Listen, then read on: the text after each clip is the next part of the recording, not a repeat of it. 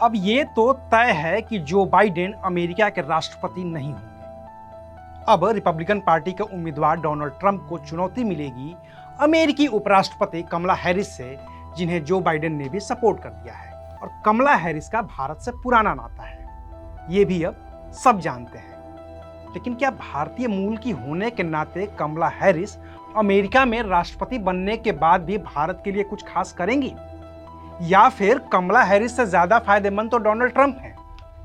आखिर भारत के लिए ट्रंप और कमला हैरिस में से कौन है बेहतर, और आखिर कमला हैरिस का देश के पहले प्रधानमंत्री पंडित जवाहरलाल नेहरू से क्या है कनेक्शन, आज बात करेंगे विस्तार से।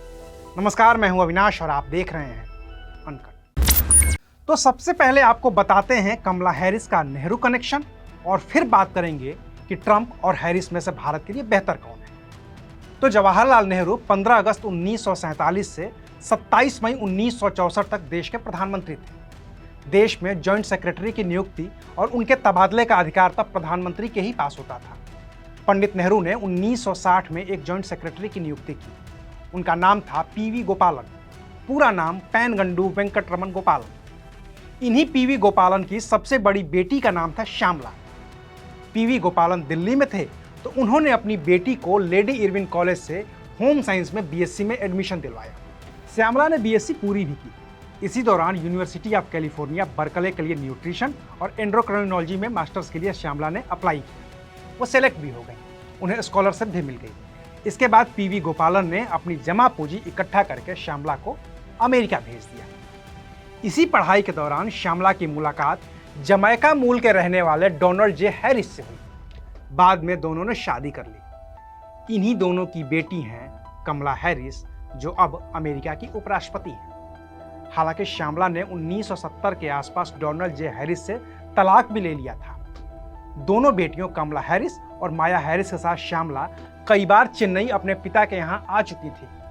कैंसर की वजह से 11 फरवरी 2009 को श्यामला की मौत हो गई थी। कमला हैरिस उसी साल 2009 में ही उनकी राह को लेकर चेन्नई आई थी और उसे समंदर में बहाया था। जब कमला हैरिस अमेरिका के उपराष्ट्रपति बनी थी तो इसी चेन्नई कनेक्शन की वजह से भारत के लोगों के मन में एक उम्मीद जगी थी, और अब जब वो राष्ट्रपति पद के उम्मीदवार हैं तो एक और उम्मीद जगी है। लेकिन क्या वो उम्मीदें पूरी होंगी? इसका जवाब हाँ या नहीं में हो ही नहीं सकता, क्योंकि कमला हैरिस भले ही भारतीय मूल की हैं और इस बात को वो बार बार कहती भी हैं, लेकिन उनकी प्राथमिकता में सिर्फ और सिर्फ अमेरिका है, कोई और देश नहीं। और डोनाल्ड ट्रंप के साथ भी यही है, उनकी भी प्राथमिकता कोई और देश नहीं बल्कि सिर्फ और सिर्फ अमेरिका ही है।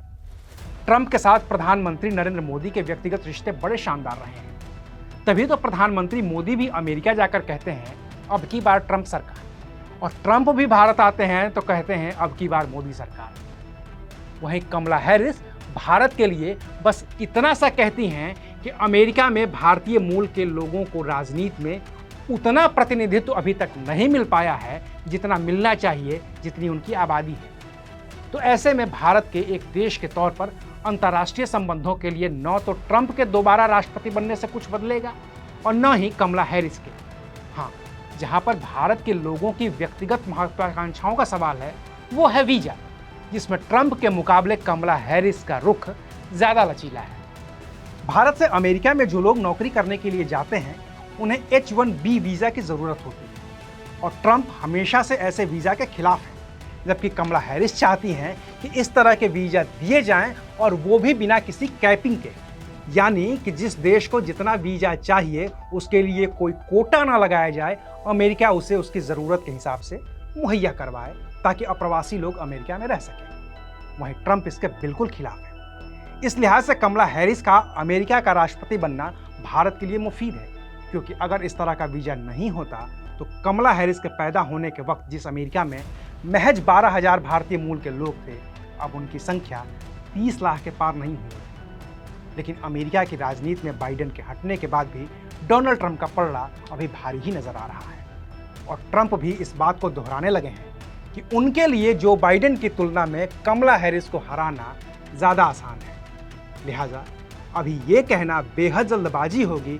कि महज भारतीय मूल का होने की वजह से कमला हैरिस कुछ ऐसे कदम उठाएंगी जो भारत जैसे देश के लिए हित में होंगे। ब्रिटेन में ऋषि सुनक इसका उदाहरण रह चुके हैं, जहां प्रधानमंत्री बनने के बाद भी ऋषि सुनक ने ऐसा कुछ भी भारत के लिए नहीं किया जिसे इतिहास में दर्ज किया जा सके। कमला हैरिस अगर ऐसा कुछ करती हैं राष्ट्रपति बनने के बाद, तो ज़रूर उसके बारे में बात की जाएगी। फिलहाल तो 5 नवंबर 2024 तक का इंतजार करना होगा और देखना होगा कि अमेरिका के इस राष्ट्रपति चुनाव में डोनाल्ड ट्रंप वापसी करते हैं या फिर बाइडेन के हटने से कमला हैरिस के पक्ष में वोटर लामबंद होकर उन्हें अमेरिका की पहली महिला राष्ट्रपति बना देते हैं। तो इंतजार करिए और देखते रहिए अनकट। शुक्रिया।